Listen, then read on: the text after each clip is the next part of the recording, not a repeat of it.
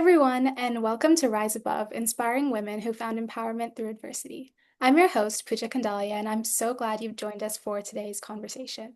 I'm especially delighted to introduce our guest, Sucheta Raj Khanna, a life coach and the author of the captivating novel, The Stars Light the Way, a story so beautifully told you'll find it hard to put down.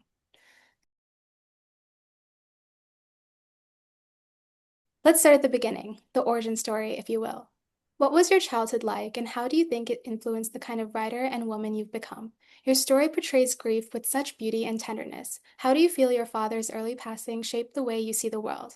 And how were you able to transform that personal loss into something so deeply moving and inspiring? I'll answer your second question first. How my father's passing away shaped me. First of all, I think the day he went, I never believed that his soul left me Okay. because I felt that as energy beings, we are part of still one whole. We may Mhm. not be in the body together, but in Yeah. spirit, we will always be together. And I think that part never left me till today. It's been nearly 30 years since he passed away. And that's question number one. So that's how I dealt with my grief. I dealt with it by creating or taking the positive out of the negative. And Yeah. I felt that now that he is more, or the soul is much more, is freer, is Mhm. actually more powerful. Okay. So I felt that the power he lacked as a human, he has gotten back his power when he is returned home. So Okay. that was my take, and I felt happy for him that okay, now he can stay in his power and Mhm. in his growth and in his expansion. And how it shaped me as an author is another story because I always wanted to write and I wanted to write about him, but he told me that the book will not be about him but will be inspired by him, and that's exactly how this book came about. And it's the book existed in the universe Mhm. so many years ago, and to see the physical copy today is just that belief that life is really really magical Mhm. if we start believing in the magic. Yeah. Like noticing the little moments and connections and things like that. Yes, and just pause and see, because universe is on an autopilot mode and it can only happen if there is a lot of magic in the universe. Yeah, no, I totally agree. And you also mentioned, so you just talked a lot about your father and like the description of the beyond, like in that book, how he came into his power, right? But this question was a bit more like to your personal like dealings with grief. Is it because you saw his growth into like power through his passing that you were able to kind of overcome that grief? Or like I'm sure like you felt grief separate from that too, because uh, Grief is very tough, Pooja, and people have different ways of dealing with grief. mhm. So, grief could be anything that is taken away from you Yeah, and which you think will not be part of your life anymore is grief. yeah, And when human beings depart, that and you know that you're not going to see that person or hear that phone call again or hear sit with that person or you miss the hugs. Do I grieve and miss those till today? Answer is yes. okay, Because you never go past that, because you cannot replace parents in your yeah, life. exactly. And yeah, or anybody who you love cannot be replaced, No, exactly. right? That is grief. And that grief stays. And that grief stays, and the offshoot of that grief or the expression of that grief manifests in many ways. Yeah, Some people feel anger, and I think at that time when I let him go, I could deal with my grief by believing that he is in a happier place, okay. and to let go of my loved one and to feel that that soul is now happier made me deal with my grief. So it was kind of like a form of selflessness, I guess. Like you separated like your, Yes, my need to his growth and expansion, and yeah, that helped me because maybe I am that kind of a person. For me to live for others is easier. So the moment I gave the connotation that he is happier and this is his growth, his expansion, then I could live with not having him with beside me day to day. Okay, yeah. That's a really like interesting take. That's kind of how like my parents explained it to me with my grandfather too, because obviously like he was really old like when he passed, but and I was like thinking about like how I'd lost like my connection with him rather than how he was in a better place for him because he'd come to the end of his time like on earth and it wasn't a very like pleasant existence for him anymore because his body was very, very old and I know it's a completely different situation. Yeah, but still, grief can come anytime, Pooja. Even if Yeah. your granddad was 95 or Yeah. 99, it is breaking that cord.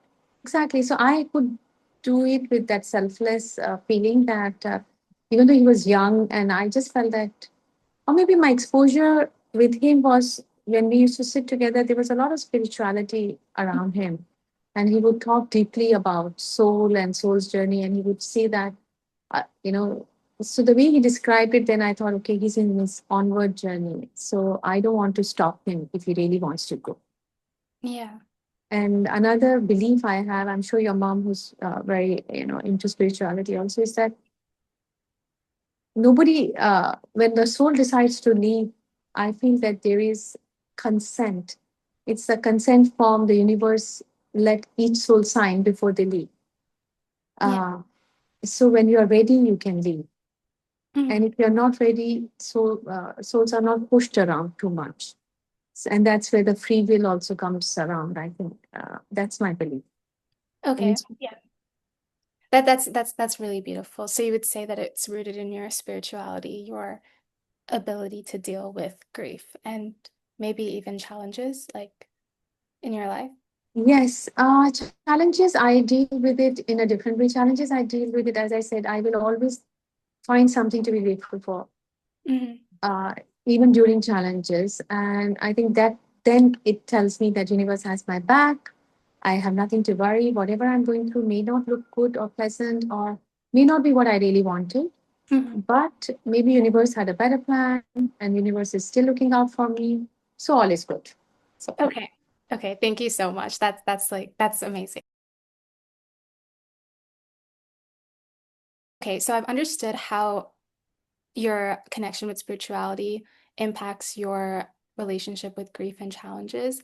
I was wondering, because you are an author, was there a moment when storytelling first felt like power to you? absolutely. For me, even today, whenever I face any challenge, Mhm. the moment I start typing Yeah. and converting and transforming thoughts, I or whatever I'm feelings, thoughts and feelings onto paper into words, and Yeah. they become coherent. And when I read that sentence or those sentences, then I realize, okay, now I understand. And it gives me so much clarity. Okay. So writing is for me cathartic Mhm. because it clarifies whatever the mumbo jumbo is in the mind, Mhm. and because feelings are, if feelings are overpowering and I'm going through emotional, uh, because as authors we feel too much and we see too much, right? Mhm. Uh, so you're a poet yourself, right? So you would know. As authors, whoever writes, they are feeling too much and they are seeing too much. Yeah. And both things get, for me, uh, easier if all those gets into words, transformed into words, into paragraphs, which I can read and then I can Understand. understand myself also better. Yeah. So it's like talking to, when I want to talk to myself, I write.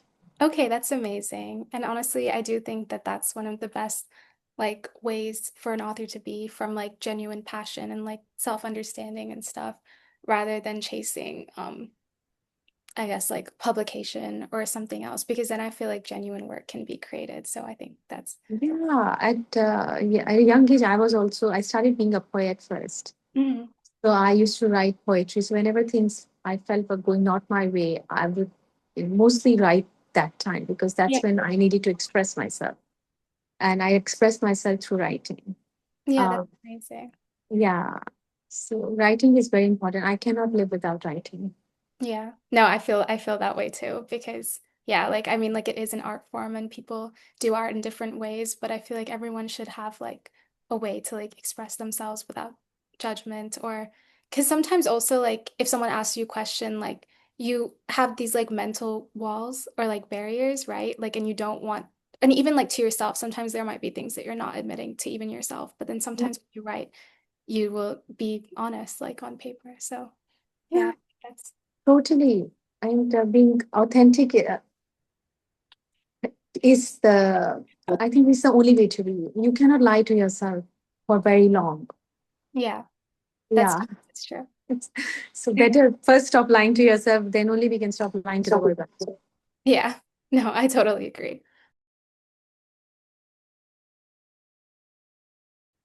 So, out of all the messages, what do you think that you wanted to most leave behind in this book? And how did you come to that message yourself? If it's a message about love, then like feel free to like expand on that, or the one about the lessons of life and the beyond, or anything else, or I maybe. think love is the major message that I think we take bonds of love with us. And as I said, they last us many lifetimes. Mhm, And that's when we meet someone, when I meet you, right? I feel a connection. I don't think it's just because we are neighbors. mhm. It's a chemistry of maybe, a love, a thought, a connection shared over several lifetimes. Okay, yeah. So I feel that it's not just with our family, it's also with some friends. You meet somebody even on street, maybe a child that smiles at you, who you don't know. It's a stranger, but that smile, that connection is instant. And you Yeah. smile back at that child, right? And I, Even go ahead. no, no, continue, continue. I'll add my, Even with pets, right? Even with karma, your karma, right? Where yeah. does karma come in all this? And the moment the karma would come in, and I would want to go and pat and hug, and karma is responding. Karma's our dog for viewers and listeners. But yeah, sorry. Yeah. So I just feel that connections are not just with immediate family, they can go beyond it. So love connections, that's what talk when I say love, that's the love I'm talking about. I Um, agree. And I feel like in today's day and age, there is like a lack of love, like general love, just like for humanity in general, and it is an appreciation for every person who's like living on this planet and the environment and like everything else. And I think if people maybe tried and like cultivated a bigger focus and like on love, then maybe our world could be a bit better. Just like a general like, like I'm happy that we're all here and maybe that kind of mindset. Is that also totally, or absolutely. And I think the world is scared to love Mhm. because of uh, because there is a lot of, yeah, issues also nowadays with investment of love, because people are scared that what if it's not reciprocated? What Mhm. if I face betrayal after this? What if there are what ifs attached to it, right? But it's not like in our as we grow older that we only see that perfect love everywhere. There are sometimes your love is reciprocated, sometimes it's not, sometimes it is misused, sometimes it's not. But my but that hasn't stopped me from loving. And Okay. I think that is the growth of a soul. Despite all, if you can still love and go on loving, that means you have learned the lesson. Okay. That's a beautiful takeaway. But also you mentioned earlier that about Shazma and her boundaries. How do you balance love with boundaries? Because I don't think it's like an act of service or an act of like love if you don't also love yourself and also hold your boundaries firm where you Totally. I think that's why I said I want to be like Shasma, because boundaries are important. You see, growing up where I did as my childhood, when you talked about it, right? I didn't see boundaries between my siblings or Mhm. my parents.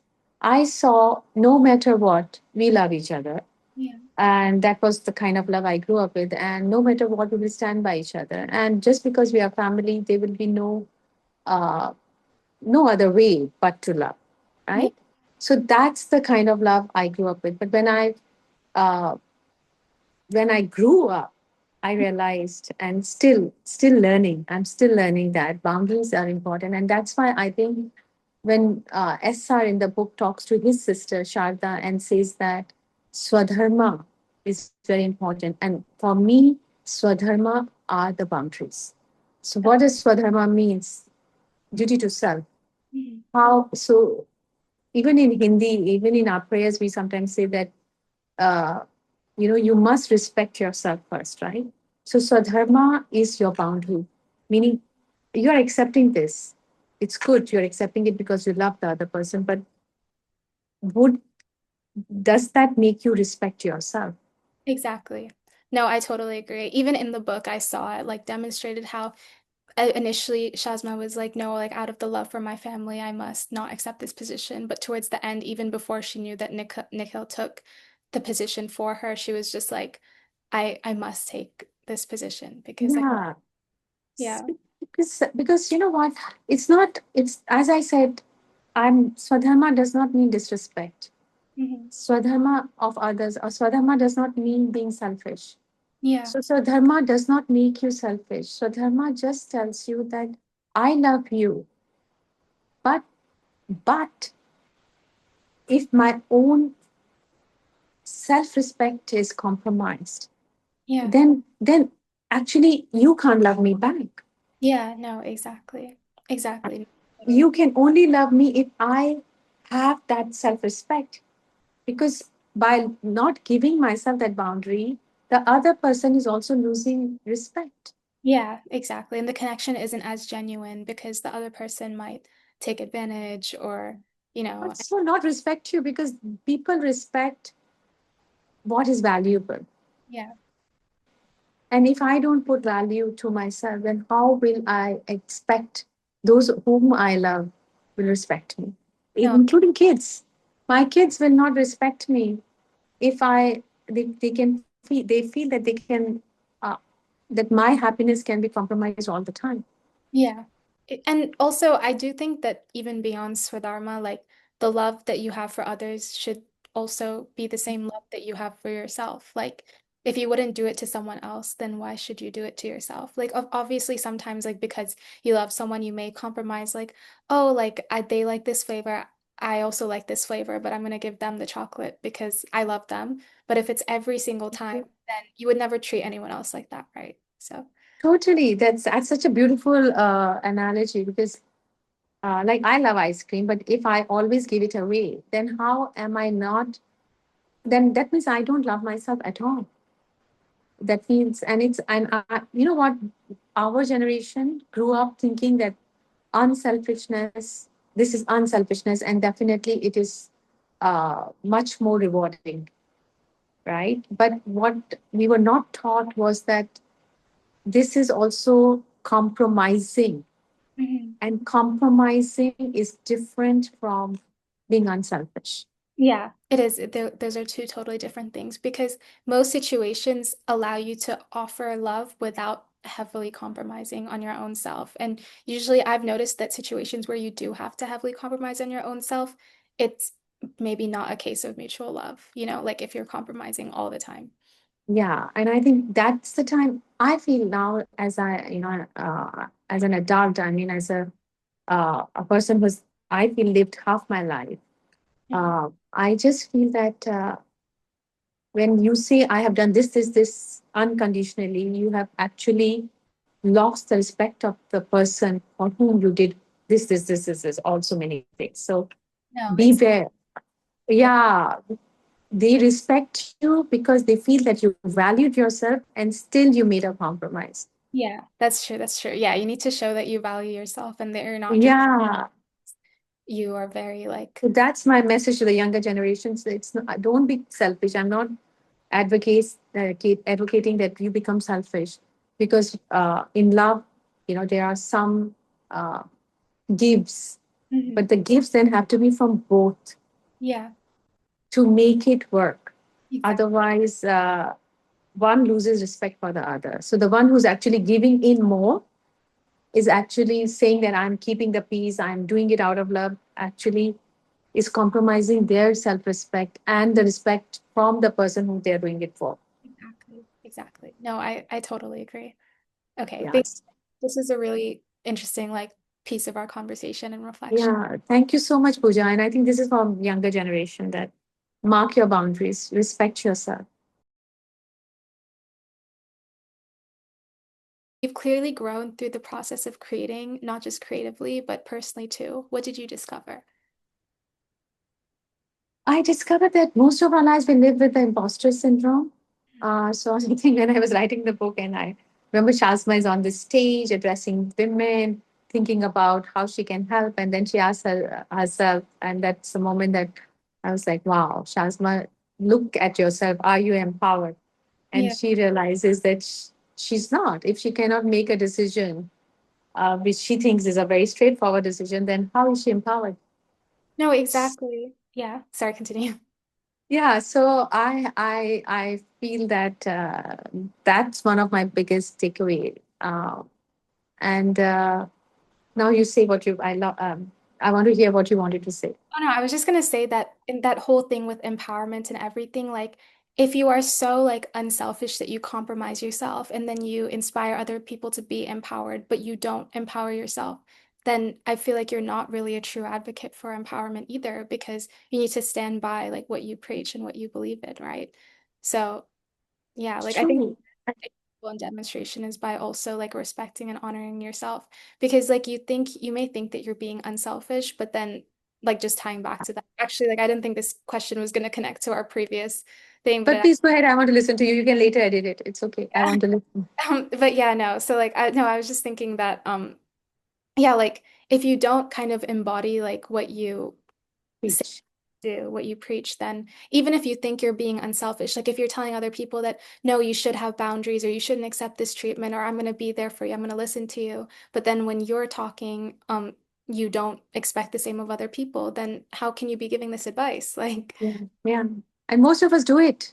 yeah. Most of us do it because there is a theory and practical in Mm, life. So theory exactly. is what is so easy to speak, but practical is what you are living by.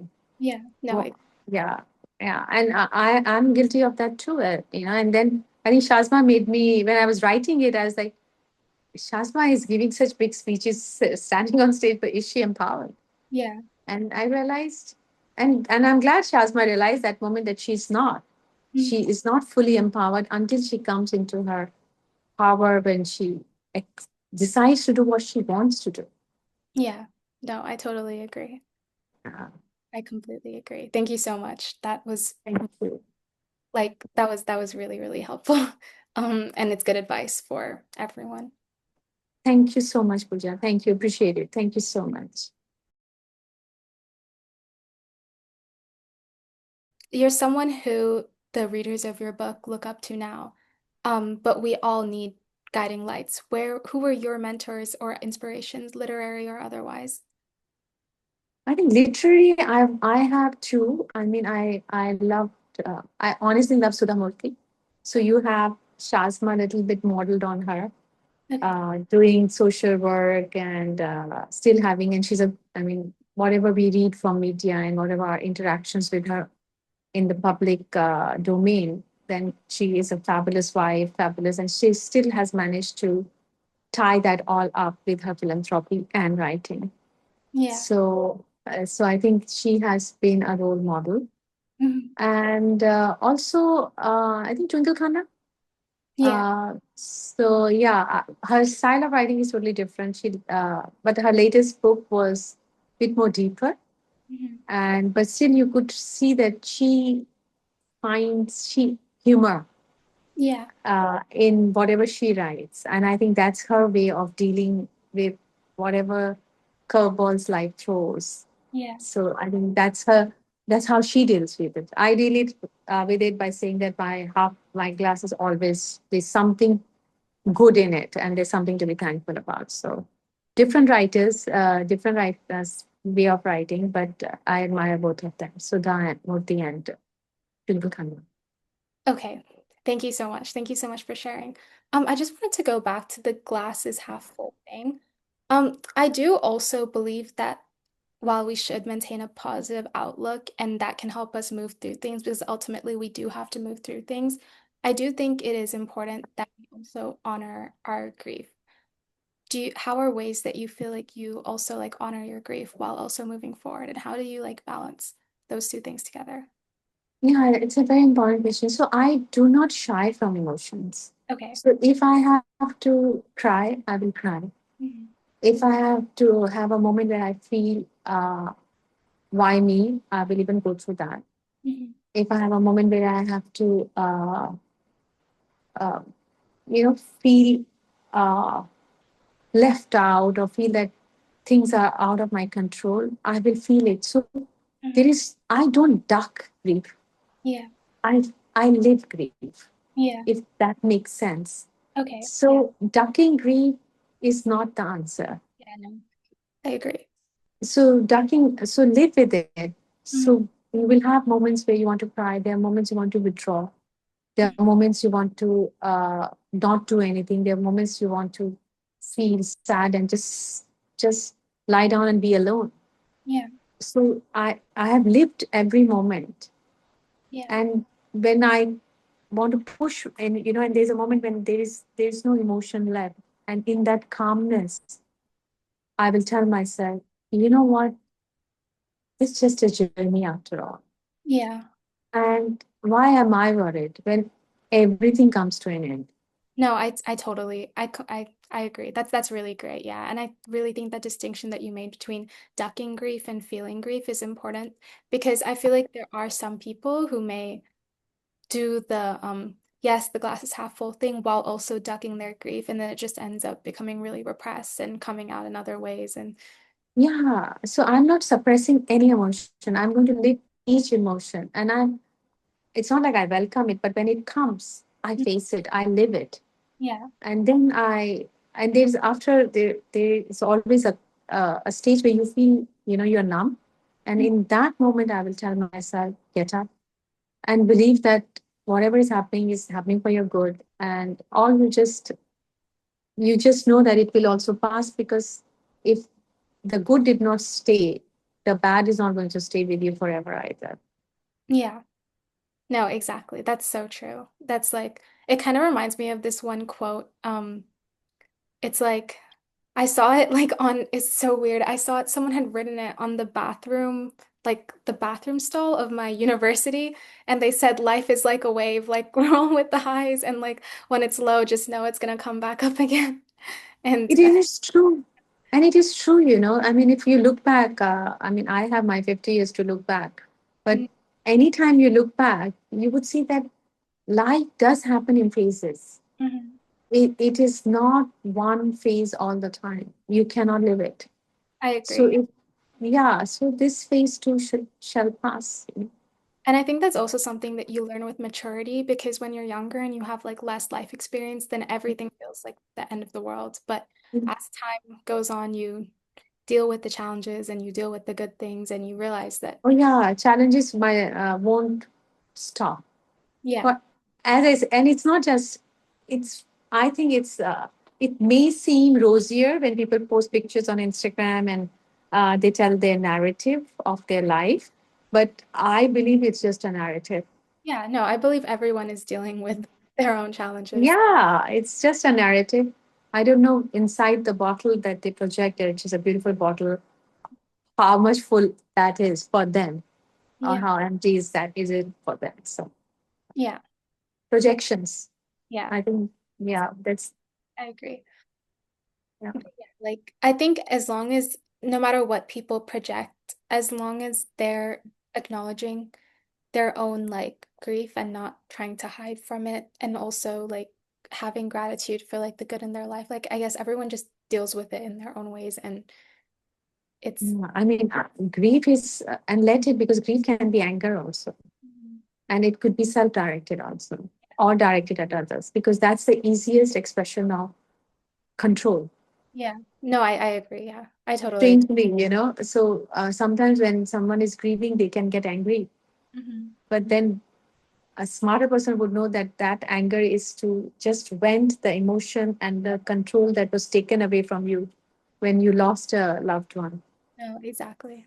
Yeah. Yeah, so it can manifest in many ways, and some people, get angry, some people get some withdraw, some people cry, some people get depressed. But I feel the person who's going through it should acknowledge each emotion Mhm. and be aware of the emotion they are feeling and live it. Don't duck it. Yeah. No, I completely agree. Yeah. Thank you so much for your insights. I'm sure this will be very good for like listeners who are working through anything to kind of Yeah. hear. I just hope they are able to deal with grief. And grief comes in many forms. Yeah. Yeah, grief is not just parting of a loved one. Grief can come in many, many ways. Yeah. So um, just live each moment. Don't just go through it. As they said, go through the life. Don't try to uh, take shortcuts. Yeah. No, Because once it's done here, then you're out of it. yeah. You have expressed and evaluated each emotion. Yeah. No, I completely agree. Now that this Stars Light the Way is out in the world, what's lighting the way for you next? Uh, the next is my second book. Okay. Yeah. I'm already on. It's all here and very little on the paper yet. So I think the moment it gets expressed on paper, I mean, I'm looking forward to seeing the result, the form that the feeling, Yeah. the emotion has taken and transformed into words. I'm also looking forward to it Yeah, no, because it's a totally different feeling. Yeah. yeah, I'm so excited too. And I think that basically like reflects on your style of like intuitive authorship, I guess, where like it just like comes out on the paper and then you turn it into something beautiful. So that's really amazing. Any hints, like any thoughts on like the is it like a sequel or but it's okay if you don't want to share any like No, it's not a sequel. It's a totally different. Because, as I said, every author and every creative person draws from life. yeah, And if you do draw from life, then relatability is higher. yeah, Then it's like, it's a lived experience. It's not a dreamt, or even if it's borrowed from someone else's life, it's still something that someone else lived, yeah. and you gave it your perception, your projection, and you created a book. So yeah, my second book is different from The Stars Light the Way. I do not see any spiritual element in it. Okay. Uh, yeah, but because still it's in the mind, it's a process. So I don't know whether it will become a fiction or it will be a non-fiction. Today I don't know. Okay. I'm so excited to read it when it's out and I wish you the best with your journey with that book. So Thank you so much, Pooja. And I want to see more of your poetry. And one day, poetry transforming into books of fiction or nonfiction. I oh, look forward to it. okay, wait, this is not gonna go into the interview, but I actually wrote like a poetry book. Like I've just like recently like published it, but it's not like with a company or anything. It was just like a Can I self. read it? Can I read it? Yeah, for sure. Yeah. Give me, because I want to just read it. So Okay, if you can just, so I much. would love it. Okay, I'm gonna cut this out. We do have one more question though. Um, so for any woman listening who feels stuck, lost, or like her voice doesn't matter, what would you say to her? Because you've talked a lot about expression and how it's important to express yourself. Like maybe expand on that or If a woman is stuck and not able to express herself, I would just tell her, wake up. yeah. So my two words to her would be, wake up. Mhm. Ultimately, your name is written on this life Yeah. and this lifetime. Mhm. So if you're feeling stuck, then do something about it. Okay. Because feeling stuck already means that you know that this is not what I want. Yeah. So then do something about it. Okay. And I think the first step towards doing something about it is, again, s- step up your boundaries. Yeah. Yeah, step up your boundaries and uh, love yourself and believe in Swadharma, duty to yourself. Okay. Your cup should be full for it to overflow into other people's cups.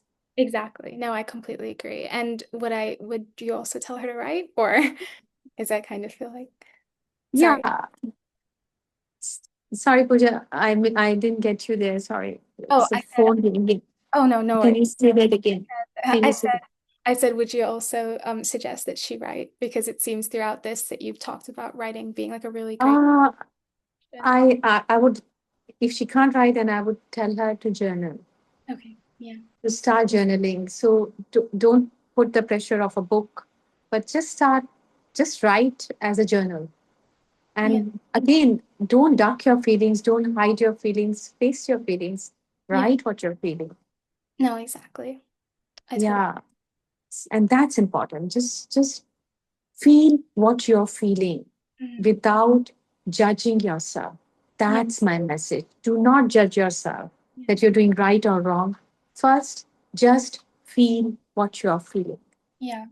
And I think then you can also make a more objective, like better decision and stuff because you're not acting from reactivity when you make the decision. You've already like experienced that anger, sadness, whatever. But when you actually think about it objectively, then you're like, now, what is the best thing that I can do to deal with this after I've already felt the feeling? Because otherwise you'll put the feeling into whatever your reaction is. Like, Mm. suppose like someone like is rude to you or something, and then you just like respond with that feeling that it might not be like the best response. But if you feel the feeling and then you're like, okay, now how should I assert my boundaries while also like not, doing the wrong thing and everything, then Totally. Yeah, I think absolutely. I think in anger, one of the things I've also learned in life is that our responses during anger uh,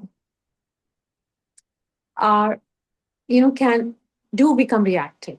yeah, I come So I think if it's very difficult to control anger, but I think at that time, uh, taking a break and then coming and responding, and if still the situation stays the same, then you know that you dealt with it from a place of calm and not from a place of anger.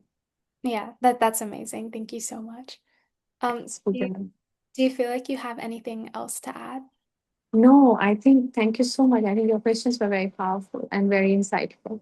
I gained like so much insight from this interview too. So I'm so glad that that we had this conversation. I'm so glad that thank you for being so open to like exploring different questions and everything. And thank you for providing like full answers that lean like deep, philosophical, and even spiritual. It's definitely been Thank you so much, Pooja. That's me, authentic me. I cannot not be myself. of course, and that's the best thing about you. So yeah, Thank you so much. of course.